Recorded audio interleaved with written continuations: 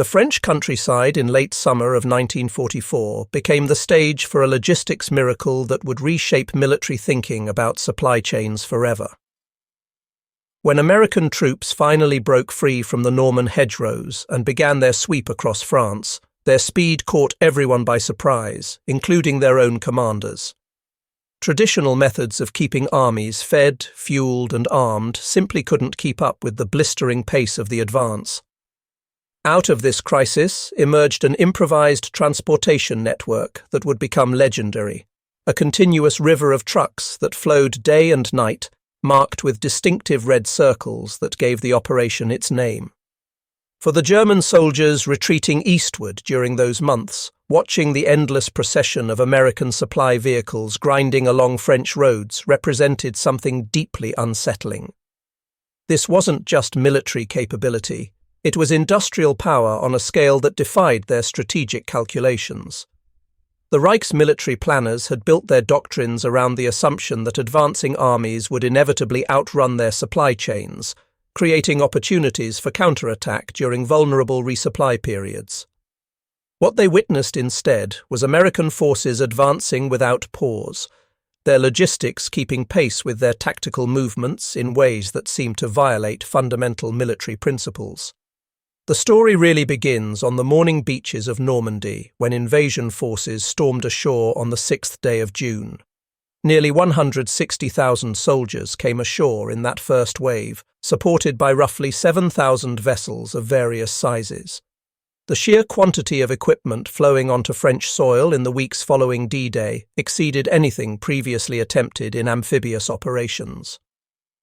By month's end, Allied quartermasters had unloaded something like 170,000 vehicles through makeshift harbours and direct beach landings. Those temporary piers, constructed across the Channel in England and then towed into position off the Norman coast, handled cargo volumes that rivaled many established European port facilities.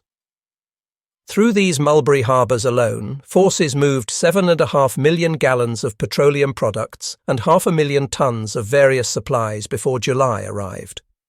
Breaking out from the dense bocage terrain of Normandy proved far harder than invasion planners had anticipated. 7 full weeks passed after the initial landings, while Allied armies remained compressed into a beachhead barely 50 miles across and 20 miles deep. German defenders made excellent use of the natural defensive advantages provided by Norman hedgerows, ancient earthen walls topped with thick vegetation that divided the countryside into countless small compartments. Fighting through this terrain threatened to bog down into the kind of static, grinding warfare that had characterized the Western Front a generation earlier. Everything changed when Operation Cobra launched on the 25th of July. Following a massive aerial bombardment west of St. Lo that carpeted German positions with high explosives, American infantry and armour punched through shattered defensive lines and poured into open country beyond. The subsequent advance happened at speeds that surprised even the most optimistic Allied staff officers. Patton's Third Army activated on the 1st of August and immediately began the kind of aggressive pursuit that would define the liberation of France. Within weeks, his formations were covering 50 to 75 miles in a week as routine, with some units logging 80 miles in particularly successful 7-day periods. By mid-August, elements of Third Army had pushed all the way to the Seine River, more than 150 miles from where they had started in Normandy.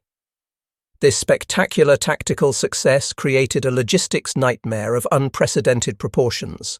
The Allied air campaign that had isolated Normandy from German reinforcements before the invasion had also demolished much of the French rail network. Railway infrastructure across northern France lay in ruins, completely incapable of moving the tonnage required to sustain rapidly advancing mechanized formations. Military planners estimated each division in active combat consumed between 7 and 750 tons of supplies every 24 hours.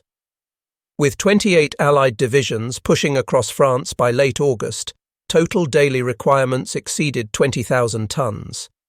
Patton's armoured divisions alone were burning through 400,000 gallons of gasoline daily during offensive operations. The fundamental problem was simple mathematics involving distance and time. Every truck hauling supplies forward from the Norman beaches had to make a complete round trip back for another load. As advancing forces pushed farther east, those round trips grew exponentially longer. A vehicle delivering cargo 200 miles from Normandy needed over 50 hours to complete the cycle and return for another load. That same truck could make 2 deliveries daily when the front was only 50 miles distant. By the 20th of August, American armies were experiencing critical shortages, threatening to halt offensive operations entirely. Forward units were literally running dry on fuel, with retreating German forces still visible on the horizon.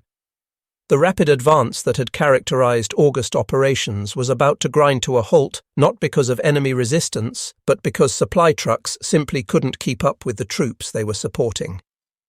Transportation Corps officers gathered for a frantic 36-hour planning session beginning on the 23rd of August to develop a solution.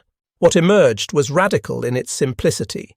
Dedicated express routes using parallel one-way highways, reserved exclusively for military supply traffic, operating continuously around the clock. They borrowed the name from late 19th century American railroad practice. Starting around 1892, the Santa Fe Railroad had marked priority freight cars carrying perishable goods with red balls, giving those trains absolute right-of-way over all other traffic. The term became standard American railroad terminology for express shipping.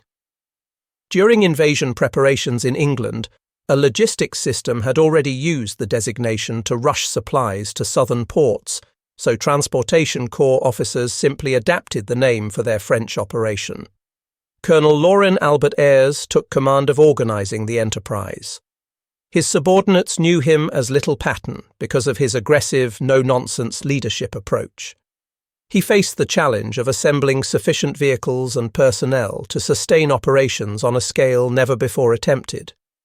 The requirement sheet called for roughly 6,000 trucks, 12,000 drivers working in 2-man teams, mechanics to maintain the fleet under field conditions, traffic control personnel, and route systems capable of handling continuous heavy traffic without creating gridlock. Securing the trucks proved relatively straightforward. General Motors had manufactured 562,000 CCKW trucks between 1941 and 1945, making the 2.5-ton GMC the second most common American military vehicle after the ubiquitous Jeep. Soldiers called them Jimmy or Deuce and a Half. These workhorses featured 6-wheel drive, GMC inline 6-cylinder engines producing 91 horsepower, and Warner 5-speed transmissions with overdrive capability. They could haul 2.5 tons cross-country or 5 tons on improved roads. The CCKW's standardization represented a fundamental advantage that American industrial methods provided over German manufacturing. Every single truck was identical, built to exactly the same specifications using interchangeable parts. Any mechanic in the motor pool could service any truck. Any driver could operate any vehicle. Spare parts fit every truck in the entire fleet. This kind of industrial standardization, which Americans took completely for granted, exceeded German capabilities by orders of magnitude. The Wehrmacht had entered the war with over 150 different truck models in military service, each requiring unique spare parts, specifically trained mechanics, and particular maintenance procedures. This fragmentation created continuous logistics headaches as German units often found themselves with immobilized vehicles waiting for parts that would never arrive because manufacturers had ceased production or switched to different models. Finding sufficient drivers presented more challenges than securing the vehicles. Ayres needed 23,000 men willing to drive continuously for extended periods under extraordinarily demanding conditions. The Army's solution reflected the racial realities of 1940s America in uncomfortable ways. Approximately 3/4 of the soldiers assigned to the operation were African American. The American military in 1944 remained strictly segregated along racial lines. Military leadership largely believed black soldiers unsuitable for combat assignments, relegating most African American personnel to service and support units where they performed the unglamorous but absolutely essential work of moving supplies and maintaining equipment. Quartermaster and Transportation Corps units were disproportionately staffed by black enlisted men, soldiers excluded from combat roles not because of any deficiency in ability, but solely because of their skin color. These men would prove their capabilities under conditions as demanding as any faced by frontline troops. Most drivers assigned to the operation were under 24 years old. Many had never driven trucks before their military service began. They came from every region of America, from urban neighborhoods to rural farms, united by determination to contribute to victory despite facing discrimination both at home and within the military structure itself. Operations commenced on the 25th of August. 67 truck companies commanding 35,558 vehicles moved 44,882 tons of supplies on that first day. The initial route stretched from Saint-Lô to Chartres, roughly 125 miles. Within 4 days, operations had expanded dramatically to 132 truck companies operating nearly 6,000 vehicles. The system created a continuous loop of traffic unlike anything previously attempted in military logistics. 2 parallel highways were commandeered between Normandy and forward supply depots. The northern route carried loaded trucks eastward toward the front. The southern route brought empty vehicles back to Normandy for reloading. All civilian traffic was completely prohibited. Military vehicles not part of authorized convoys could not use these dedicated routes. Traffic control points operated continuously at every major intersection. Military police from the 793rd Military Police Battalion recorded convoy movements, provided directions, ensured priority access, and maintained operational discipline. Every truck displayed red balls painted prominently on both sides and the front radiator. Additional markings indicated each vehicle's position in its convoy, parent unit, and cargo type. These visual identification systems allowed traffic controllers to manage flow and identify problems quickly without stopping convoys for detailed inspection. The operational requirements were extraordinarily demanding by any measure. Official regulations specified convoys of 5 or more trucks traveling 60 feet apart at 25 miles per hour, escorted by jeeps front and rear. Trucks were supposed to stop for 10-minute rest breaks every hour. Night driving used blackout lights that provided minimal illumination while reducing visibility to enemy aircraft. In practice, these regulations were frequently ignored as the mission's urgency overrode safety considerations. Individual trucks often departed Cherbourg immediately after loading, rather than waiting for full convoys to assemble. Drivers disabled engine governors limiting top speed to 45 miles per hour, routinely exceeding 60 miles per hour on straightaways. Rest breaks got skipped when drivers felt capable of continuing without pause. The round trip from Cherbourg to Chartres and back covered approximately 250 miles and officially required 54 hours to complete. Drivers worked in 2-man teams, alternating between driving and sleeping in the truck cab. In theory, each driver received adequate rest. In reality, road conditions, mechanical breakdowns, and operational pressures meant drivers often went days with minimal sleep. Private James Ruckard, a 19-year-old driver from Maple Heights, Ohio, later described the experience in interviews preserved by the Veterans History Project. There were dead bodies and dead horses littering the highways after bombing raids dropped their loads. He admitted being scared, but emphasized doing his job and hoping for the best, being young and about 4,000 miles from home. Anybody would be scared under those circumstances. The physical demands proved relentless. Roads damaged by combat and weather created brutal driving conditions. Hitting potholes at high speed threw drivers against cab ceilings. Tire failures occurred constantly, requiring roadside changes under pressure to catch up with convoys. Mud became the most persistent operational challenge, turning unpaved sections into quagmires that bogged vehicles and slowed entire convoys. Washington Rector of the 3916th Quartermaster Truck Company later recalled the discrimination that persisted even during this critical operation. "You accepted discrimination," he remembered. They were warned not to fraternize with white soldiers for fear problems would arise. One veteran described an incident where an African-American unit attempted to pass a white convoy, and white drivers whiplashed their trucks into the center of the roadway to prevent black drivers from passing, creating a dangerous game of chicken on roads where speed was essential. Yet despite discrimination, exhaustion, and danger, drivers maintained operations that kept Allied armies advancing. On the 29th of August, the system reached peak capacity. 5,938 vehicles delivered 12,342 tons of supplies in a single day. This represented more tonnage than Germany's entire logistics system in France could move through all methods combined, including truck, rail, and horse-drawn transport, on their best day. The scale of this achievement becomes clearer through direct comparison. At any given moment during operations, approximately 900 trucks were actively on the road. 2,000 trucks moved loaded toward the front. Another 2,000 returned empty to Normandy. The remainder underwent loading, unloading, refueling, or maintenance procedures.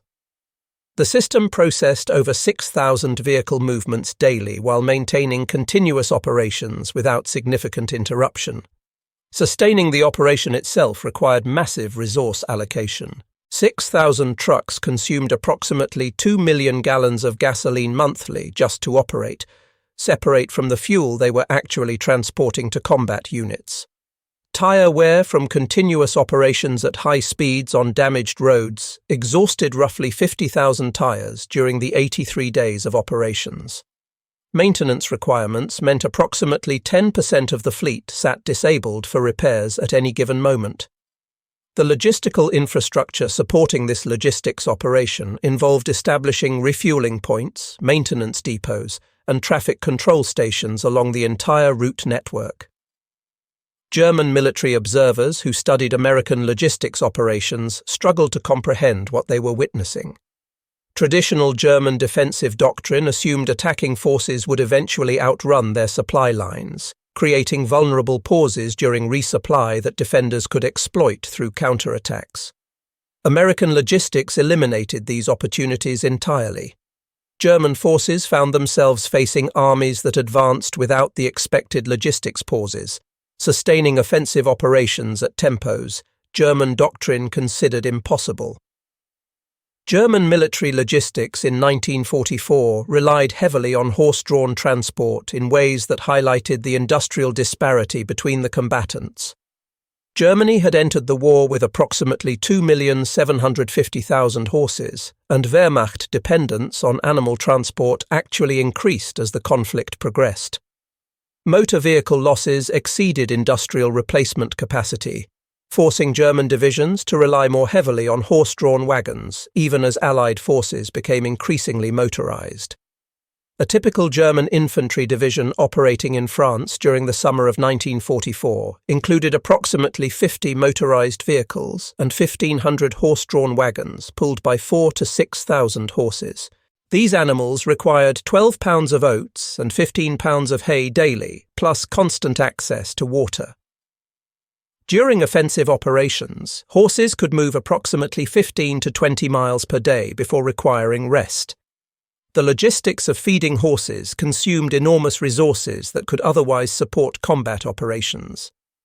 German supply columns consisting of 40 horse-drawn wagons and a dozen trucks of various makes could move approximately 40 tons of supplies 20 kilometers forward on good roads. This required feeding 160 horses and maintaining trucks with no common spare parts because Germany's fragmented industrial base produced dozens of different models. By comparison, a single convoy of 50 trucks operating on the express routes could move 125 tons of supplies 200 kilometers in the same time period that German forces needed to move 40 tons 20 kilometers.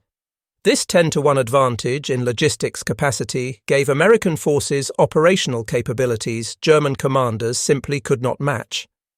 German attempts to interdict operations achieved minimal success.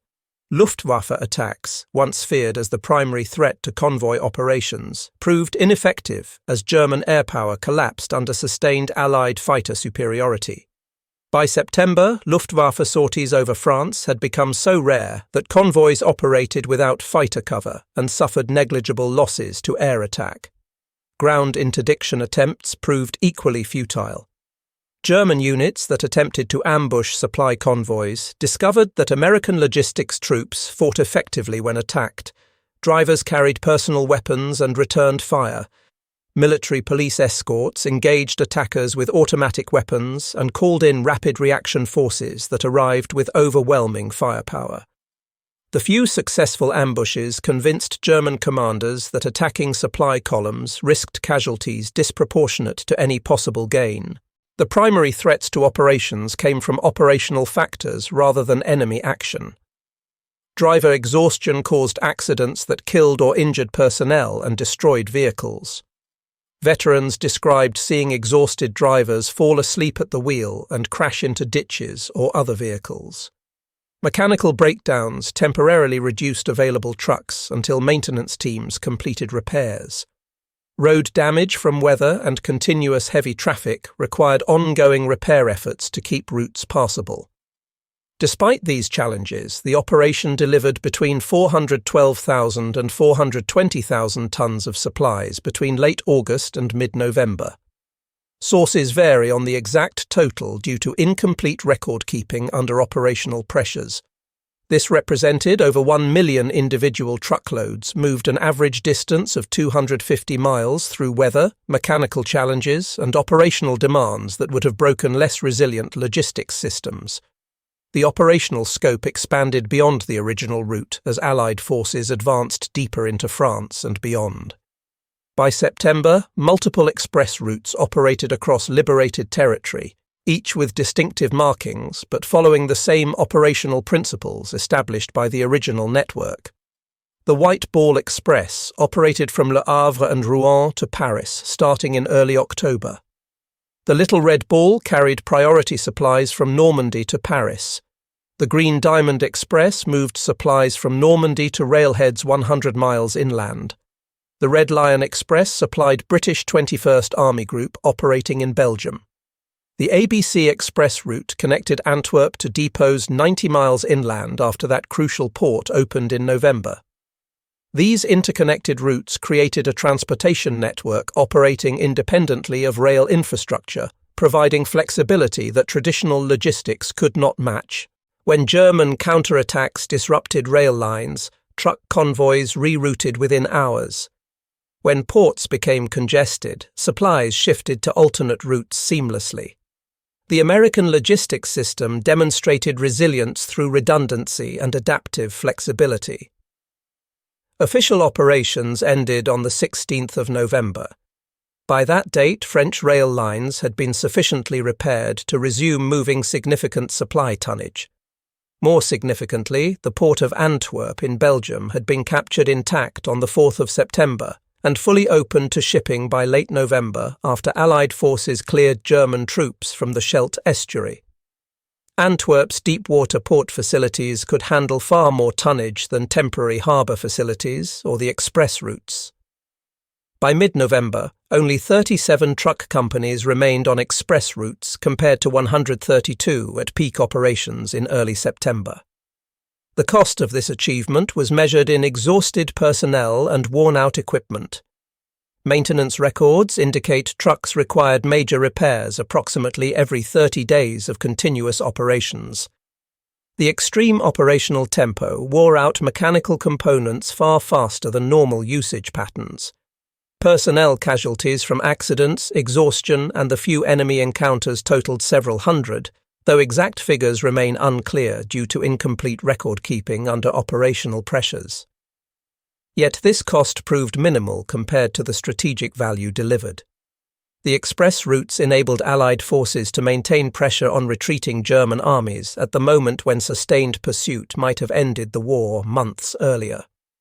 Although fuel shortages eventually forced operational pauses in September, the sustained offensive from August through early October inflicted irreplaceable losses on German forces and brought Allied armies to Germany's frontier. Military historians continue debating whether different logistics priorities might have enabled Allied forces to breach Germany's western frontier defences in autumn 1944, potentially ending the war before winter. These counterfactual discussions often centre on fuel allocation decisions, with some arguing that concentration of available fuel to selected army groups might have enabled a decisive breakthrough. Regardless of these debates, the fact remains that no previous army in military history had sustained such operational tempo at such distances from secure supply bases using only road transport. The racial composition of the units reflected America's segregated military, while simultaneously undermining the racist assumptions that created segregation.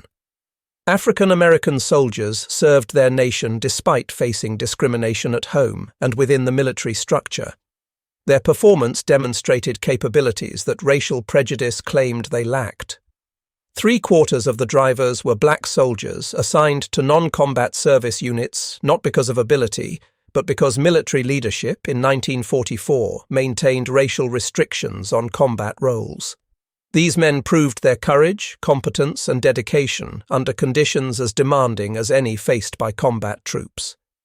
They drove through enemy territory, operated under fire when German units attempted interdiction, and maintained operational discipline despite exhaustion that would have broken less determined individuals. General Patton, despite his own well-documented racial prejudices, acknowledged the essential contribution to his army's advance, stating that the 2.5-ton truck was their most valuable weapon.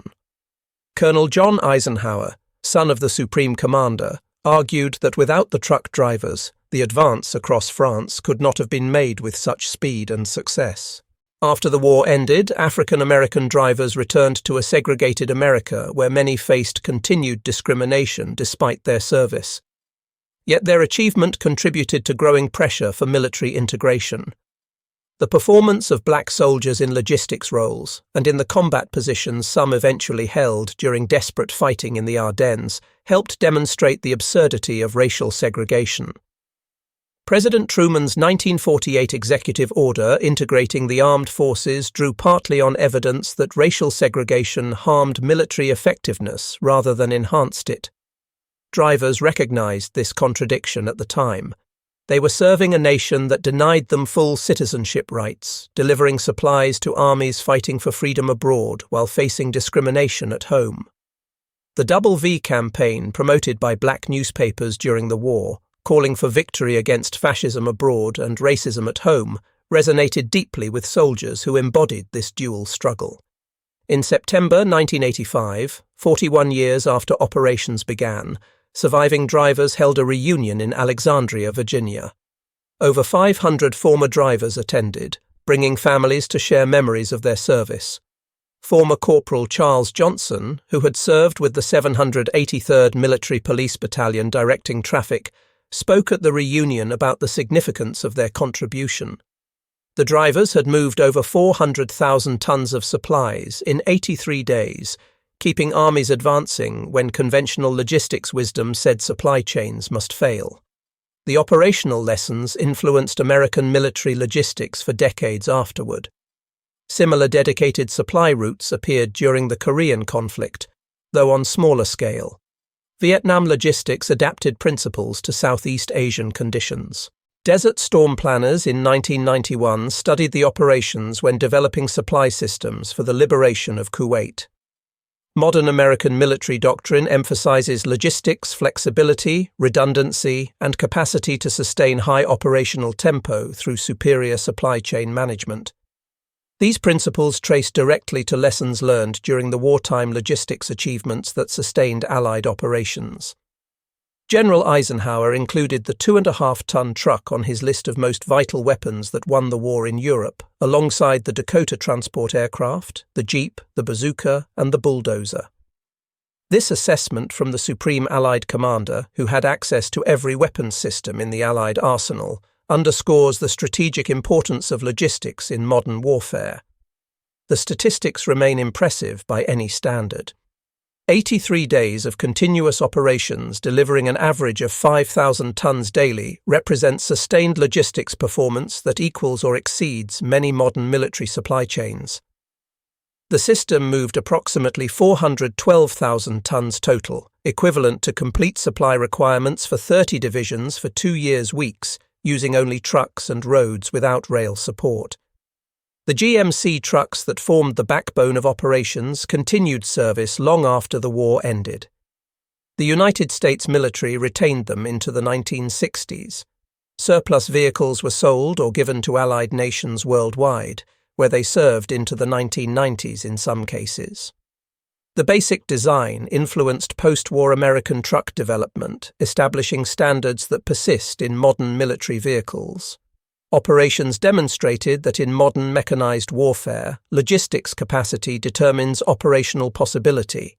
Armies can only sustain operations at the tempo and scale their supply systems support. Combat effectiveness means nothing if ammunition runs out, fuel exhausts, or food supplies fail.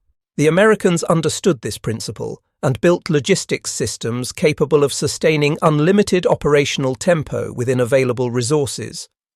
German forces failed to grasp how thoroughly American logistics would dominate the campaign.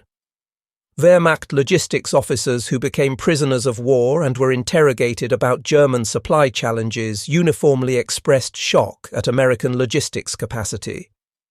They had studied American industrial production statistics, knew American capacity exceeded German output significantly, but assumed distances involved in transporting supplies across the Atlantic and then inland through France would create exploitable vulnerabilities.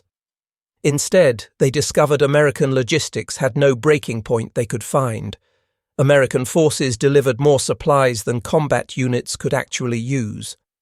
Ammunition expenditure exceeded anything German forces had witnessed in previous campaigns. Artillery batteries fired preparatory barrages consuming tonnages that would have exhausted German stocks in hours. Tank units advanced without the fuel pauses German doctrine assumed were inevitable. Infantry attacks featured supporting fires that German forces could not match because they lacked sufficient ammunition stockpiles. This American capacity for sustained operations without logistics pauses fundamentally changed defensive planning calculations for German forces. Every element of German defensive doctrine assumed attacking forces would eventually pause to resupply, creating counterattack opportunities during vulnerable periods. American logistics eliminated these opportunities entirely. The continuous flow of supplies ensured ammunition and fuel reached forward units faster than combat operations could deplete stockpiles. December 1944 witnessed Germany's final attempt to exploit what the Führer believed was American logistics vulnerability. The Ardennes counter-offensive aimed to reach Antwerp, splitting Allied armies and capturing the port that sustained American operations. German planning calculated that deep penetration into Allied rear areas would sever supply lines and create crises forcing negotiations. The plan failed partly because of determined American defensive stands at Bastogne, St. Vith, and Elsenborn Ridge, but ultimately because German logistics could not sustain the offensive itself. German panzer divisions began operations with fuel sufficient for only 150 kilometers of advance. Planning assumed captured American fuel dumps would supply advancing German units. This assumption proved catastrophically wrong. Express drivers, along with other transportation units, raced through Belgium, evacuating fuel dumps ahead of the German advance. Thousands of gallons of gasoline and tons of ammunition were moved beyond German reach in operations conducted under chaotic conditions as American forces struggled to contain the breakthrough. These drivers demonstrated courage and effectiveness equal to combat troops, ensuring German forces found empty dumps rather than the supplies needed to sustain their offensive. By the 19th of December, 5 days into the offensive, major German panzer formations reported critical fuel shortages. The 2nd SS Panzer Division halted after crossing the Auerther River, immobilized by empty fuel tanks within sight of objectives. The 1st SS Panzer Division abandoned dozens of vehicles after exhausting fuel supplies, their advance ending not through American resistance but through logistics failure. German ammunition shortages developed almost immediately. Artillery units conducting preparatory fires exhausted stocks within days.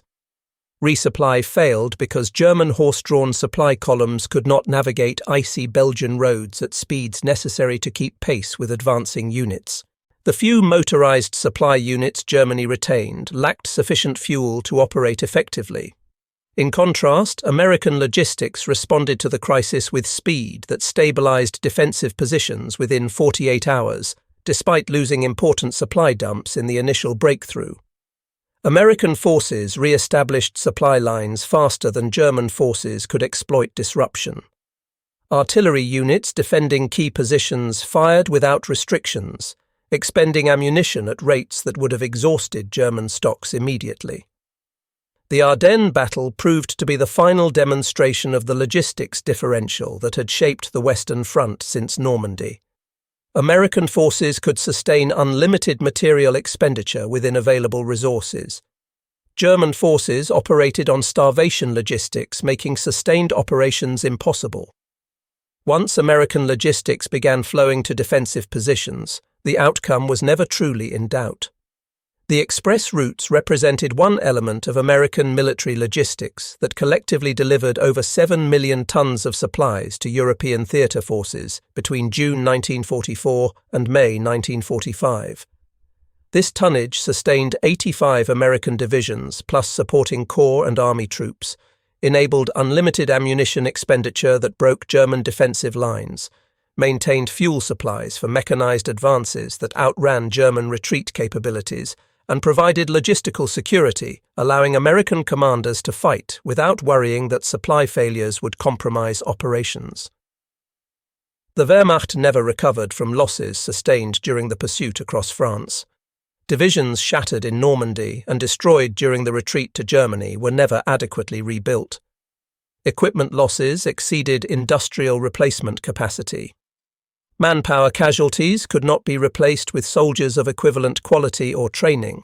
Most significantly, logistics deficiencies that had hampered German operations throughout the war became insurmountable as Allied air superiority destroyed rail networks and fuel shortages immobilized remaining motor transport. Germany's horse-drawn logistics system, obsolete when the war began, proved completely inadequate for modern mechanized warfare. The approximately 3 million horses Germany employed during the conflict represented a logistics nightmare, consuming resources, limiting operational tempo, and creating vulnerabilities that American mechanization ruthlessly exploited. Every ton of fodder transported to feed horses was a ton unavailable for ammunition or fuel.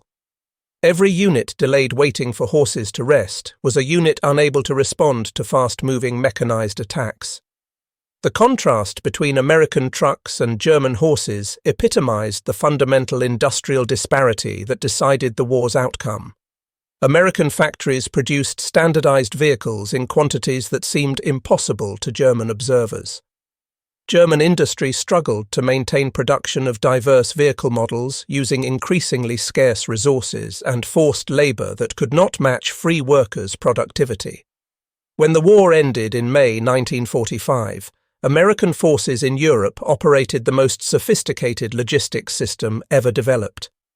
This system had sustained the largest amphibious invasion in history, supported the fastest sustained advance in modern military operations, overcome setbacks during the winter offensive, and delivered Allied armies to the Elbe River on schedule. The express routes had been one component of this larger system, but their symbolic importance exceeded their operational tonnage. Those trucks rolling through France in autumn 1944, marked with distinctive red circles and driven by exhausted soldiers pushing through one more run, represented everything that made Allied victory inevitable. They demonstrated American industrial capacity operating at peak efficiency. They proved logistics could win wars as surely as battlefield victories. They showed that determination and organization could overcome any obstacle. The operation was the visible symbol of American logistics dominance, rolling through France in endless columns that could be counted but not stopped. Those young drivers, many of them African-American soldiers facing discrimination while serving their nation, proved more valuable to victory than anyone had anticipated. They kept armies moving when logistics should have forced operational pauses. They delivered ammunition, enabling unlimited fire support. They hauled fuel, sustaining mechanized advances.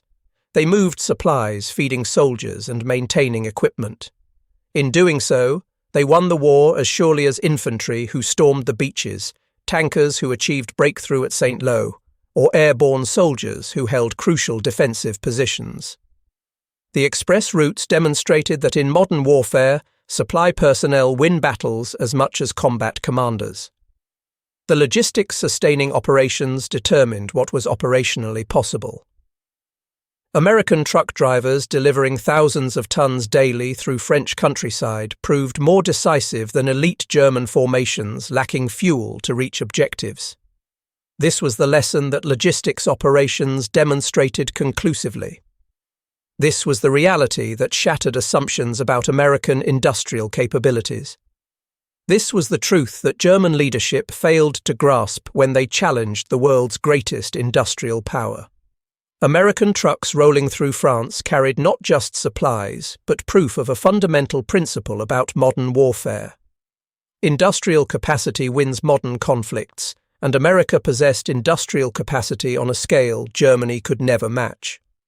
The express routes operated for 83 days.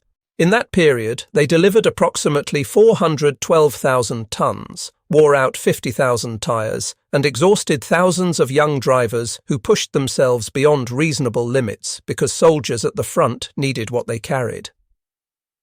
Those 83 days changed military logistics forever and helped end the European War by ensuring Allied armies never slowed for want of supplies.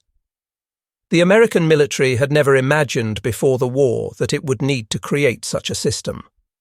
But when necessity demanded innovation, American ingenuity, industrial capacity, and the dedication of thousands of soldiers created a logistics operation that became the stuff of legend.